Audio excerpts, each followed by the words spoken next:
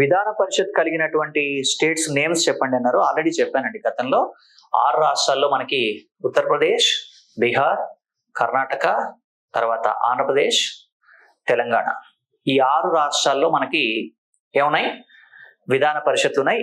ఎక్కడెక్కడ అనేది కూడా మనం చూసామండి కదా. ఏపీ తెలంగాణ ఉంది, మీకు తెలుసు. అత్యధిక సభ్యులు ఉన్నటువంటిది ఉత్తరప్రదేశ్, తర్వాత బీహారు, తర్వాత కర్ణాటక స్టేటు. ఓకేనా?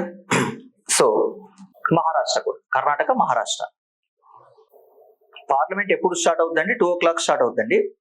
క్వశ్చన్ అవర్ ఏమో 11 to 12 జనరల్. ఈ టైంని వాళ్ళ ఇష్టం.